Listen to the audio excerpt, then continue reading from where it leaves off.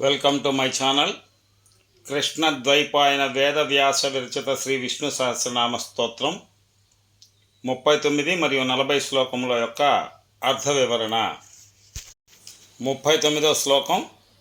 అతుల శరభో భీమ సమయజ్ఞో హవిర్హరి సర్వలక్షణ లక్షణ్యో లక్ష్మీవాన్ సమితింజయ. 39వ శ్లోకంలోని మొదటి నామం అనగా 355వ నామం అతులహ అనగా సాటి లేనివాడు అని అర్థం. అద్భుతమైన అనంతమైన ప్రభు విష్ణువు యొక్క విభూతులను గూర్చి శ్రీకృష్ణ పరమాత్మ పలికిన పలుకులు విని ప్రత్యక్షముగా ఆయన చూపిన విశ్వరూప సందర్శనమును గాంచి అర్జునుడు భక్తి పారవశ్యంలో ఈ 3 లోకముల్లో నీకు సముడే లేడనచో అధికుడు మరొకడు లేడు అని తన అభిప్రాయం తెలియజేసినాడు. కావున విశ్వమునందు విష్ణు పరమాత్మ ఒక్కడే సర్వజ్ఞుడు, సర్వవ్యాపకుడు, సర్వశక్తి సంపన్నుడు. అతనికి సాటి అయిన వాడు వేరొకరు లేరు. 356వ నామం శరభః అనగా శరీరములందు ప్రత్యేగాత్మగా ప్రకాశించువాడు. భౌతిక మానసిక శరీరమునందు నెలకొని ఉండి దాన్ని ప్రకాశింప చేయువాడు విష్ణు పరమాత్మ. 357వ నామం భీమః. భీకరమైనటువంటి శక్తి సంపన్నుడు ఈయన.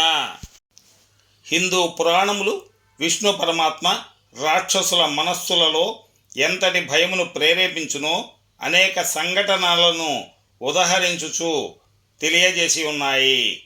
అదే పురాణములు ఇంద్ర, వరుణ, వాయు, అగ్ని, సూర్య తదితర దేవతలు ప్రభువు యొక్క కోపమునకు భయపడి అప్పగించిన తమ విధులను మిక్కిలి తెలివిగాను జాగ్రత్తగాను ఖచ్చితముగాను చేయుచుందురు.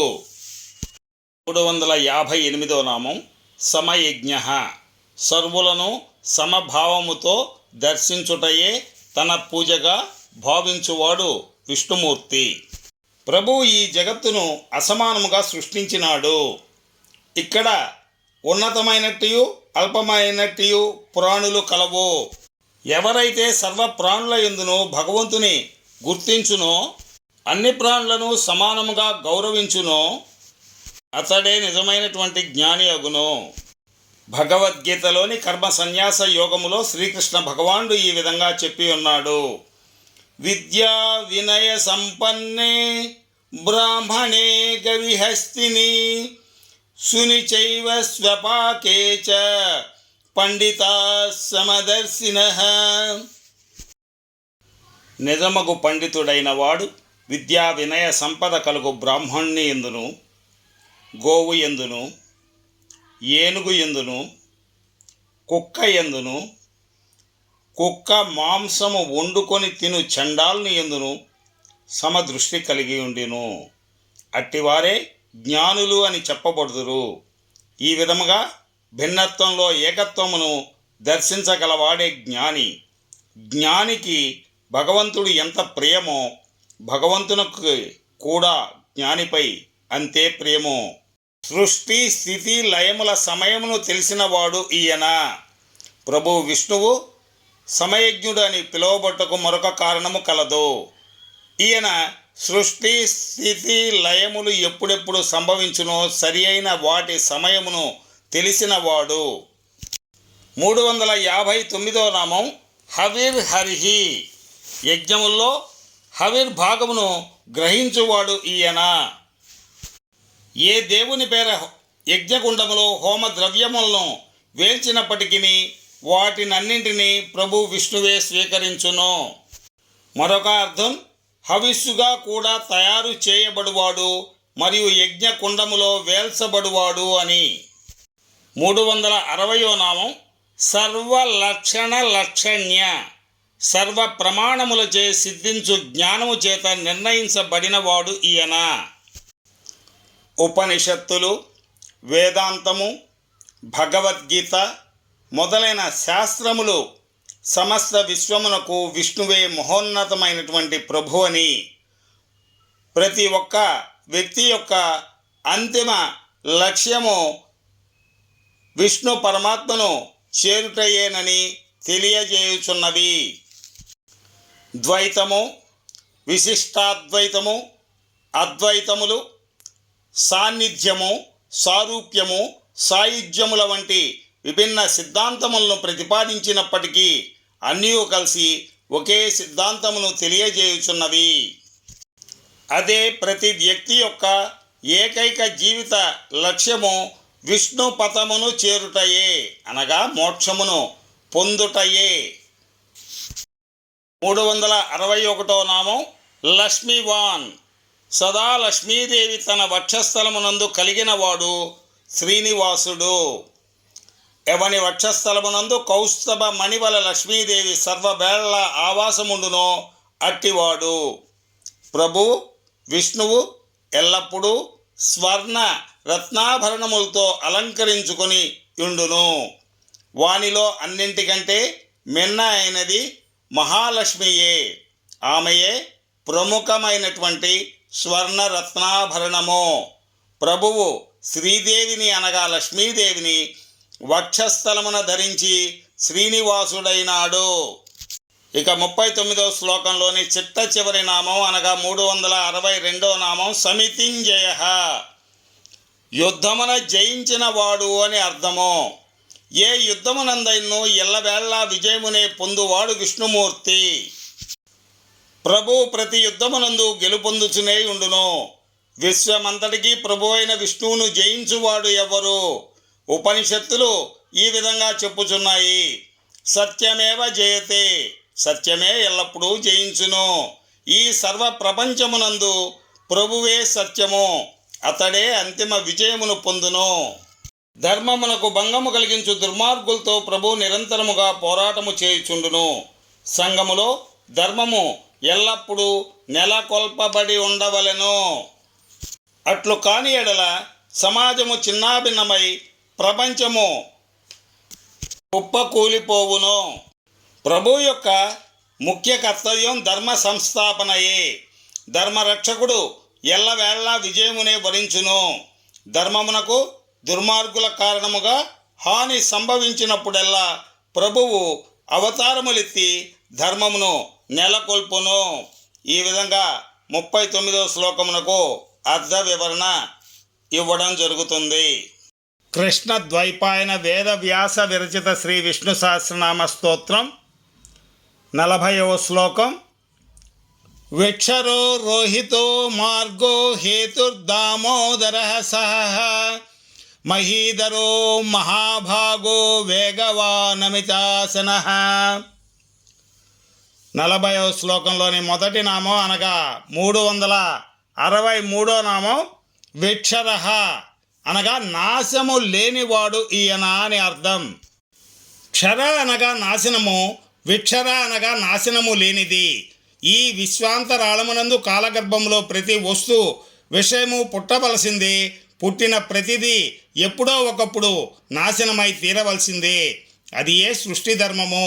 ప్రభు విష్ణువు విశ్వాంతరాళమునందు కాలమునకు అతీతుడు.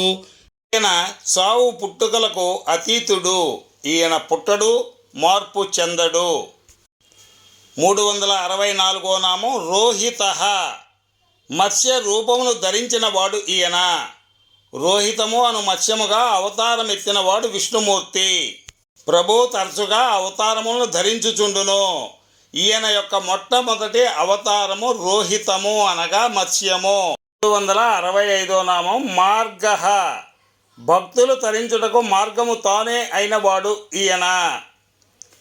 ఆత్మానుభూతిని పొందుటకు అనుసరించు మార్గమే ప్రభువు.